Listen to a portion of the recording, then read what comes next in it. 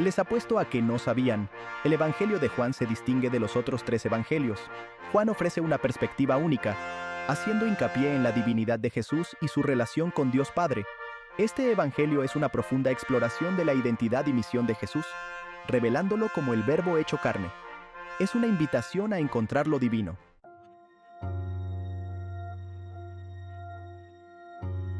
¿Seré el único que no sabía que el Evangelio de Juan se atribuye tradicionalmente al apóstol Juan, uno de los discípulos más cercanos a Jesús? El propósito de Juan es claro: inspirar la creencia de que Jesús es el Cristo, el Hijo de Dios, y ofrecer vida en su nombre. Escribe con pasión, presentando a Jesús como la realización de las esperanzas judías y el Salvador del mundo. El Evangelio de Juan tiende un puente entre judíos y no judíos, presentando a Jesús como el Señor universal. Su estilo de escritura es distintivo, usando lenguaje simbólico e imágenes impactantes. El Evangelio está estructurado alrededor de 7 señales clave, que culminan en la resurrección de Jesús.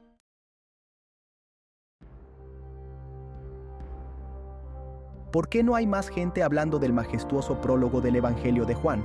En el principio era el Verbo, y el Verbo estaba con Dios, y el Verbo era Dios. Juan identifica a este Verbo como Jesucristo, el que hizo la creación y de donde viene toda la vida. Esto hace a Jesús diferente de otras figuras religiosas y muestra su papel como el Creador. En él estaba la vida, y la vida era la luz de la humanidad, representando la verdad, el conocimiento y la salvación.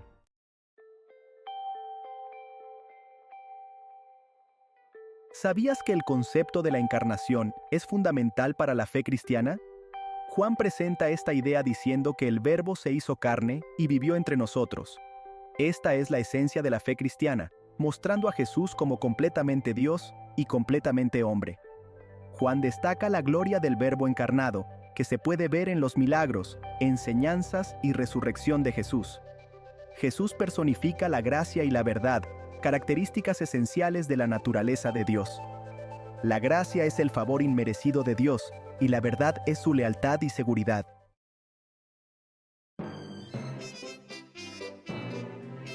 Les apuesto a que no sabían que el Evangelio de Juan es un tapiz de señales, que revelan el poder divino y la compasión de Jesús.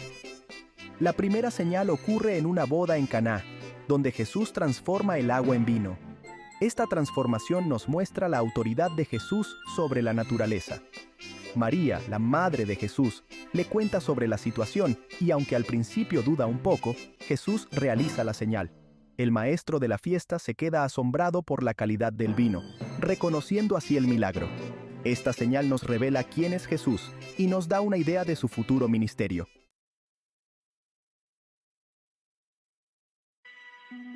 Seguro que ya se han enterado.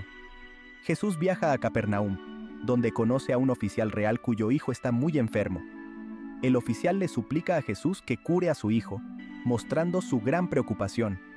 Jesús pone a prueba la fe del oficial, pero al final le asegura: «Tu hijo vivirá». El oficial confía en las palabras de Jesús y vuelve a casa para encontrar a su hijo curado. El momento de la curación demuestra el poder de Jesús, lo que lleva al oficial y a su familia a creer en Jesús. Esta historia resalta la importancia de la fe y la habilidad de Jesús para sanar a distancia.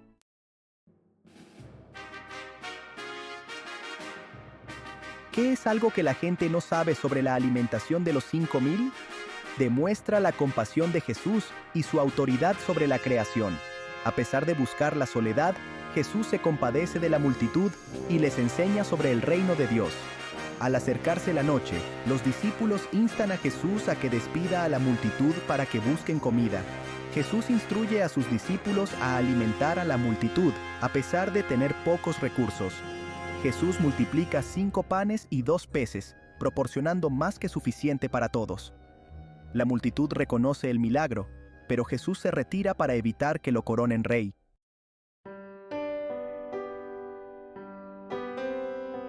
¿Qué hay algo que la gente no sepa de la conversación de Jesús con Nicodemo? La conversación de Jesús con Nicodemo, un fariseo, revela profundas verdades espirituales. Nicodemo reconoce la autoridad divina de Jesús, pero no entiende bien la declaración de Jesús sobre nacer de nuevo. Jesús le explica que nacer de nuevo es una transformación espiritual, no un renacimiento físico.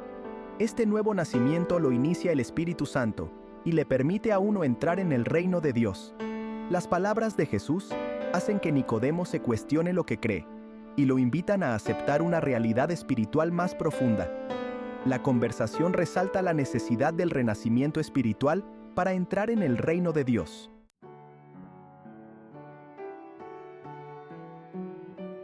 ¿Por qué no hay más personas hablando de la guía amorosa y sacrificial de Jesús?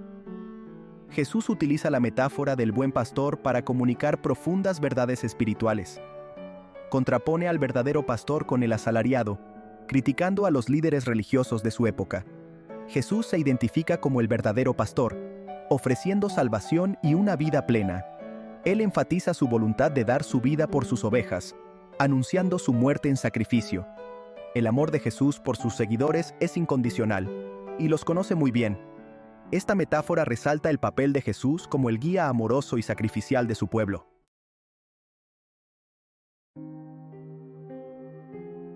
¿Sabías que la última cena de Pascua de Jesús con sus discípulos es un momento de profunda importancia? Mientras comen, Jesús parte el pan y comparte el vino, estableciendo un nuevo pacto. Se ofrece a sí mismo como el Cordero del sacrificio, conectando la comida con su muerte próxima. Las palabras de Jesús son a la vez profundas y misteriosas, anunciando su sacrificio para el perdón de los pecados.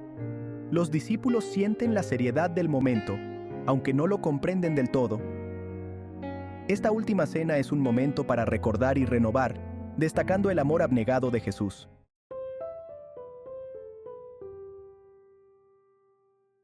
¿Seré el único que no sabía de este acto tan profundo de humildad? Después de la cena, Jesús se levantó de la mesa. Se quitó su manto. Tomó una toalla y se la ató a la cintura. Los discípulos miraban en silencio, asombrados.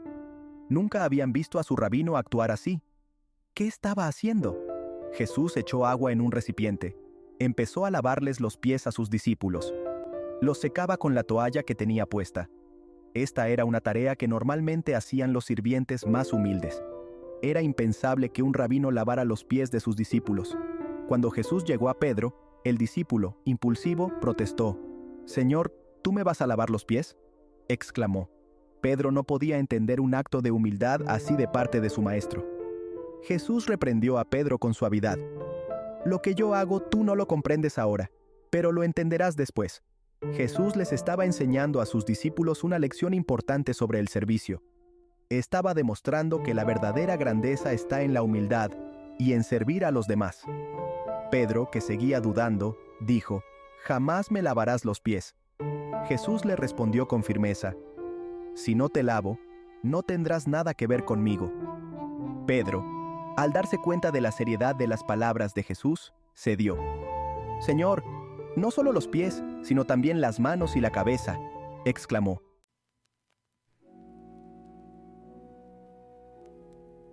¿Sabías que la oración de Jesús por la unidad es una de las más poderosas de la Biblia? Era tarde. Jesús sabía que su tiempo con sus discípulos estaba llegando a su fin. Había compartido una última cena con ellos. Les había lavado los pies. Ahora miraba al cielo y oraba. La oración de Jesús fue algo muy especial e íntimo. Hablaba con Dios como si fuera su Padre. Hablaba de su propia gloria y de la gloria de sus discípulos. Pidió a Dios que los protegiera y que los mantuviera unidos. «No ruego solo por estos, sino también por los que han de creer en mí por la palabra de ellos, para que todos sean uno. Como tú, Padre, estás en mí, y yo en ti, que también ellos sean uno en nosotros, para que el mundo crea que tú me enviaste». La oración de Jesús no era solo por sus discípulos. Estaba orando por todos los que creerían en Él en el futuro. Jesús quería que sus seguidores estuvieran unidos. Sabía que el mundo estaría mirando. Quería que vieran el amor y la unidad que demostraban que Él venía de Dios. Jesús también oró por el mundo entero. Pidió que el mundo conociera el amor de Dios y creyera que Él venía de parte de Dios. Quería que el mundo sintiera la misma unidad que Él tenía con Dios. Mientras Jesús oraba, sentía mucha compasión por el mundo. Sabía que a sus discípulos les esperan momentos difíciles. pero también sabía que el Espíritu Santo les daría la fuerza para continuar.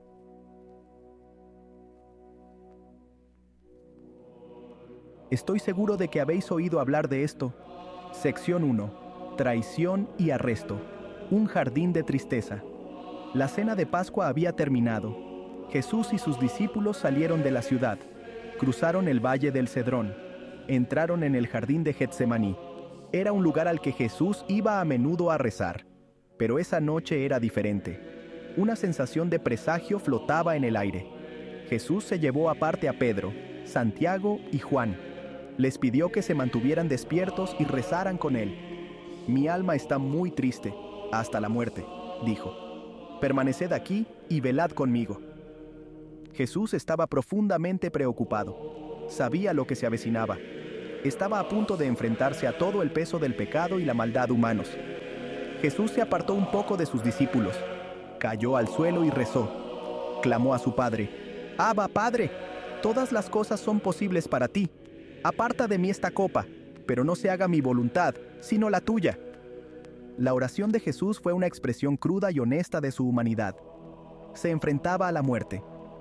Era comprensible que tuviera miedo. Sin embargo, se sometió a la voluntad del Padre. 3 veces regresó Jesús a sus discípulos. Y las 3 veces los encontró durmiendo. Los reprendió suavemente. «¿Todavía estáis durmiendo y descansando?», les preguntó. «Basta, la hora ha llegado. He aquí, el Hijo del Hombre es entregado en manos de pecadores». Las palabras de Jesús fueron un conmovedor recordatorio de la debilidad de los discípulos. Ni siquiera podían mantenerse despiertos con él en su hora de necesidad. De repente, una multitud de hombres apareció en el jardín. Estaban dirigidos por Judas Iscariote, uno de los propios discípulos de Jesús. Judas había traicionado a su maestro por 30 piezas de plata. Se acercó a Jesús y lo saludó con un beso hipócrita. Esta era la señal para los soldados. Se apoderaron de Jesús y lo arrestaron.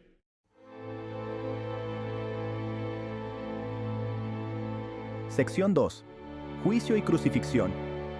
Una corona de espinas, exponiendo la injusticia en el juicio de Jesús. Se llevaron a Jesús como a un vulgar criminal. Lo llevaron a la casa del sumo sacerdote. Ahí le hicieron un juicio falso. Se presentaron testigos falsos para hablar mal de él. Lo acusaron de blasfemia y de querer derrocar al gobierno. Durante todo ese mal rato, Jesús se quedó callado. No quiso defenderse. Sabía que lo que iba a pasar ya estaba decidido. Al final, el sumo sacerdote le preguntó: ¿Eres tú el Cristo, el Hijo de Dios? La respuesta de Jesús fue muy clara. Sí, lo soy, dijo. Y van a ver al Hijo del Hombre sentado a la derecha del Todopoderoso, y viniendo entre las nubes del cielo. El sumo sacerdote se rasgó la ropa como si estuviera muy enojado, y gritó: «Eso es una blasfemia. ¿Para qué necesitamos más testigos? Ustedes mismos oyeron la blasfemia. ¿Qué opinan?».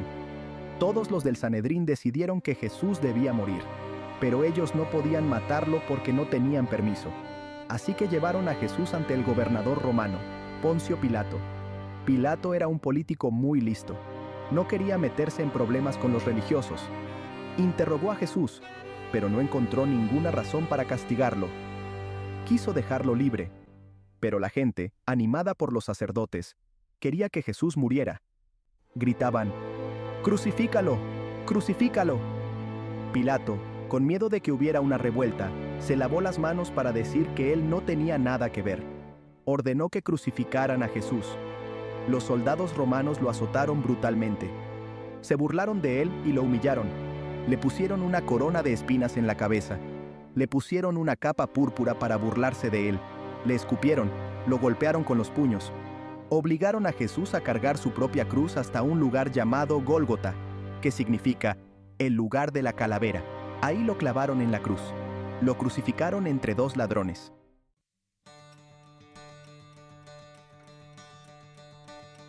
¿Soy el único que no sabía esto?